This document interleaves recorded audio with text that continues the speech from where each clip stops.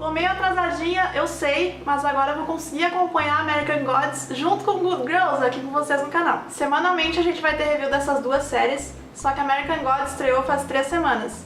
Então eu resolvi trazer esse vídeo com os 3 primeiros episódios revisados pra vocês. É rapidinho, tá bem sucinto, então vambora!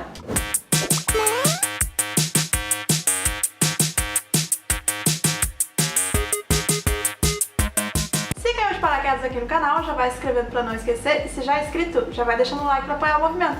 Já vou começar dizendo que eu adorei o resumo da primeira temporada que eles fizeram, que é tipo um guia pra quem acredita nos deuses. E é a primeira vez que eu vejo um resumo tão elaborado que dá realmente certo. Quem tá contando essa história é o Sr. Ibis, ou Thoth, um deus egípcio da escrita e da sabedoria. Foi o deus que ajudou a Laura a colocar o braço no lugar e tem um necrotério. Só nesse trechinho a gente já viu deuses nórdicos, romanos, irlandeses, egípcios e o céu é o limite. E eu vou ser bem sincera, com esse resumão todo tá tudo fazendo muito mais sentido na minha cabeça.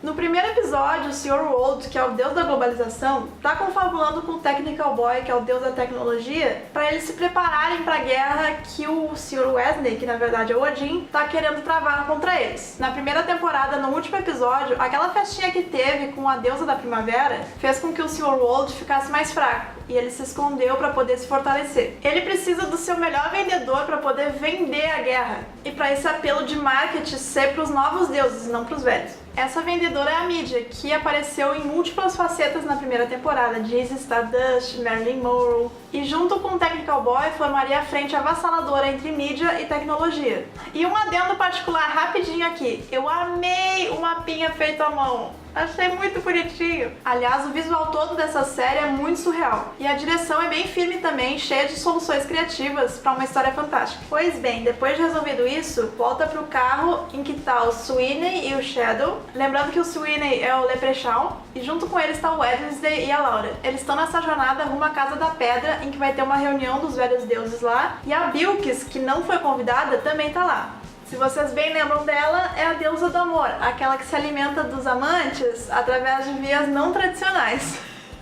Ela, apesar de ser antiga, tem um trato com o Technical Boy, porque ele ajudou ela quando ela tava na pior e ajudou ela a não ser esquecida. Aí ela tá meio lá, não sabe o que fazer e tá fazendo agente dupla. Pra chegar nessa casa, o Shadow tem que arrombar um portão porque o Wednesday não quer fazer nada. Eis que eles se encontram com o Sr. Nancy e ele avisa que a Easter, a deusa da primavera, não vai ir ao encontro porque ela não curtiu a matança de coelhos promovida por ele na primeira temporada. Então, por enquanto, ele perdeu uma aliada valiosíssima. Chegando na casa, eles só conseguiram reunir 12 pessoas e uma delas é a olheira. E tem um que não conta também, que tá ali meio perdido, que é o Salim. Ele e o Gênio tiveram um caso na primeira temporada e ele tá super apaixonado por ele. Só que eles são um casal meio excêntrico, porque o Salim é muçulmano. E o Quarta-feira, eu vou chamar ele de Quarta-feira agora, porque eu fico enrolando a língua quando eu falo Wednesday. Ele não é trouxa nem nada, ele já tá meio desconfiado da Bilquis. A Bilquis e o Quarta-feira tiram a sorte na vidente, e na vez do Shadow, a cena é lindíssima. Mas a sorte dele é meio tenebrosa. Ele depois se encontra com a Zoraya Chernobog, os deuses eslavos, e ela seria meio que uma junção de 3 irmãs, junto com ele, que é o deus da morte. Eis que surge a melhor cena do episódio, que é a cena do carrossel, que é uma acid trip muito louca, mas é tão louca que eu não consigo nem descrever, só mostrando mesmo. E aí o Shadow vai parar numa praia com uma aurora boreal e encontra a Bilquis. Diz ela que eles estão nas memórias do Odin, e lá os deuses estão reunidos no seu formato original. Só que o Shadow mete uma moral ali tão grande que deixa todo mundo no chinelo. Ninguém mete essa moral nos deuses e é um simples ser humano. Mas eu vou deixar pra especular no 4º episódio. Depois eles voltam tudo pro bar e ele fica tipo, vocês são deuses mesmo? A gente montou num carrossel. Aí eles ficam zoando assim, que tá maluco? Que carrossel, cara? Aí nisso volta pro Sr. World, que manda uma mensagem pro Sr. Town, e aí começa um tiroteio naquele bar em que eles estão reunidos. Ninguém pode dizer que o Shadow não tem culhões, porque ele foi lá meter a porrada no cara que tava atirando, e acabou sendo abduzido. Mas o estrago já estava feito e a Zoraya acabou falecendo. E o episódio termina com a maldição do Deus da Morte, indicando que é a Laura que vai comer ele com farofa.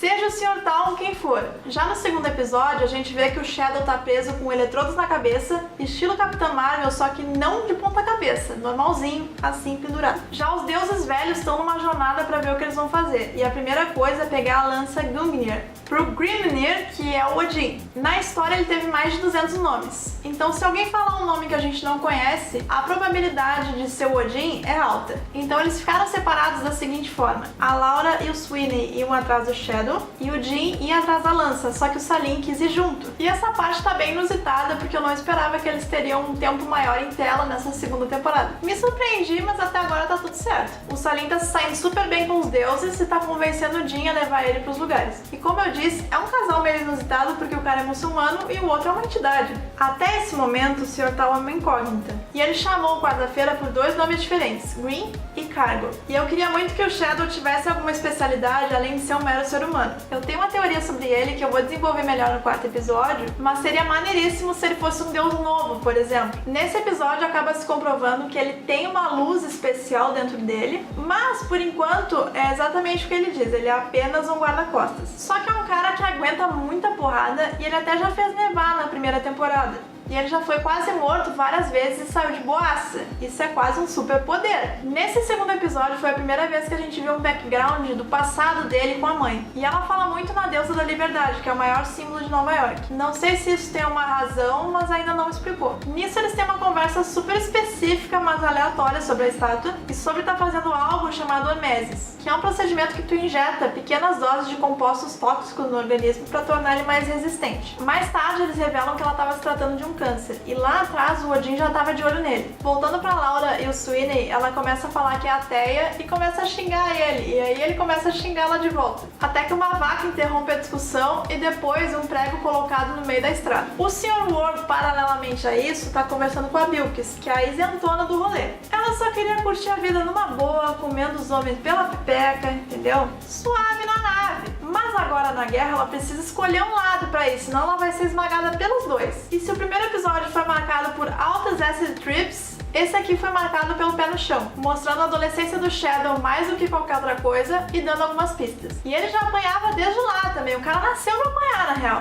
Mas a mãe falava algumas coisas meio alternativonas, assim, será que ela sabia de algo ou era só good vibe mesmo? Eu achei que ele ia lembrar de uma peça-chave do passado, mas não lembrou. Todas essas perguntas e dúvidas foram pipocando quando eu tava assistindo o segundo episódio, mas a única certeza que eu tinha é que ela era uma mãe muito legal.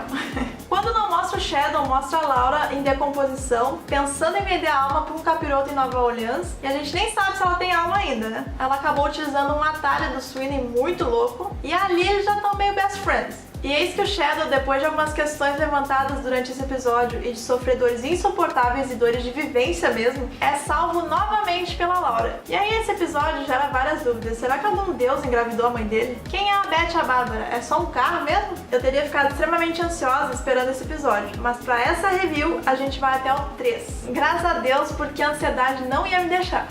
No terceiro episódio a gente entende que o trem descarrilhado era o trem que a Laura, o Shadow e o Sweeney estavam. E ela ficou totalmente desmembrada. O Odin safado ferrou de novo com ela e com o Shadow, principalmente com o Shadow porque abandonou ele lá no rolê. Provavelmente ele tá tentando fazer tudo o que tá ao alcance dele pra ele atingir o potencial máximo, pra ser mais uma arma poderosa na guerra. E olha, Shadow vai ser sinônimo de apanhar na vida. O que esse homem já apanhou não está escrito. O quarta-feira tá recebendo informações do Munin, um corvo, que é o título do episódio. Na mitologia nórdica, Munin e Hugin são corvos que viajam o mundo todo para trazer informações para ele. É tipo um zap voador do quarta-feira. Eles no necrotério, consertando a Laura, falam de um tal de Argus Paloptis, que na mitologia grega era um gigante de 100 olhos, servo fiel da Hera, e que quando dormia deixava 50 olhos despertos só por precaução.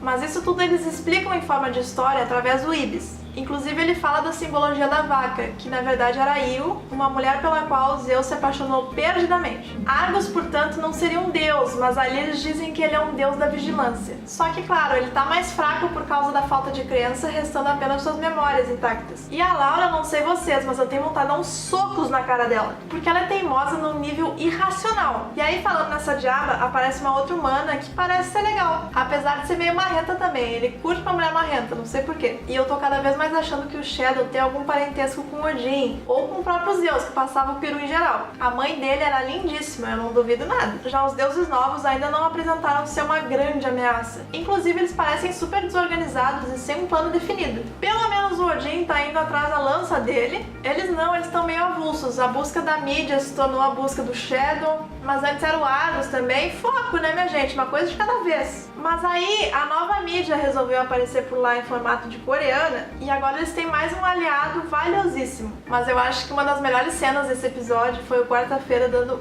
vários esporros na Laura, dizendo altas verdades na cara dela, porque a mulher é burramente irredutível. Aí no fim acontece várias tretas nesse episódio com eles dois. Ele mata uma vaca, que na verdade é a Io, da história que o Ibi estava contando. Mais pra frente no episódio ele dá mais esporro nela, faz ela queimar a memória da antiga biblioteca de Alexandria. E eu tô cada vez mais gostando dele, porque ele é o único que consegue lidar com ela e deixar ela no seu devido lugar. E ela só tá com ele porque ele prometeu dar uma sobrevida pra ela. E nesse episódio tá cada um num canto. O Shadow tá com a maluca dos dois espíritos, o Sweeney tá tentando roubar qualquer coisa que se movimente, e a Laura tá com o Odin. Além, é claro, do casal excêntrico, que foi buscar a lança. Na parte dos deuses novos, agora tem 2 millennials. Se um já encheu o saco, imagina 2. E o millennial mais antigo tá se sentindo ameaçado pela moça, já que a nova mídia e a tecnologia são quase sinônimos e andam lado a lado, agora literalmente. E o Sweeney, que tava prestes a morrer, tava sem sorte nenhuma, já que ele tá sem a moeda dele, foi resgatada por um grupo de metaleiros crentes. A fé do êxtase. Que fase! Em mais uma das jogadas políticas do Quarta-feira, ele faz com que a Laura mate o Argon em troca dessa sobrevida que ela queria. Porque apesar de ser um deus antigo, ele estava se conectando de uma forma um tanto quanto sexual com a nova mídia. E a princípio, pelo que Odin falou, ele vai retornar, já sabendo que lado ele vai escolher. Porque se ele escolher o lado errado de novo, ele vai ser morto de novo.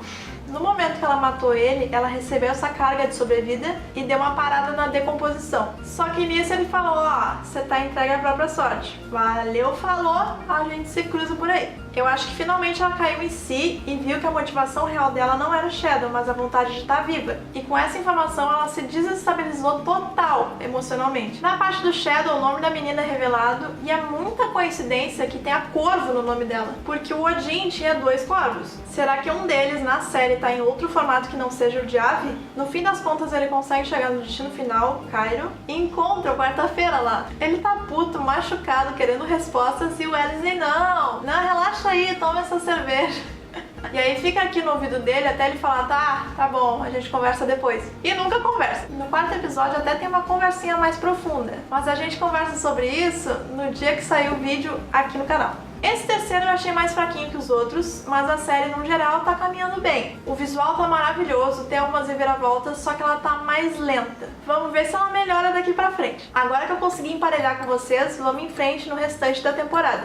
Normal, semana a semana. Eu não sei se essa segunda temporada vai ser tão boa quanto a primeira foi, mas ela por enquanto tá caminhando bem. Ufa! Ficou enorme esse vídeo, mas eu acho que ficou legal, acho que tá valendo a pena. E vocês, gostaram do vídeo? Estão acompanhando a série semanalmente? Eu dei alguma informação extra que tu não tinha percebido? Comenta tudo aqui embaixo nos comentários pra gente debater. Eu tô louca pra conversar com as pessoas que estão acompanhando, porque assistir uma série em conjunto é muito mais legal. E se gostar, já sabe, não esquece de dar o like, de ativar a sinetinha e de se inscrever no canal, porque tem vídeo toda semana. E agora eu tô fazendo essas reviews semanais de American Gods, então não vai perder, né? Até a próxima e tchau!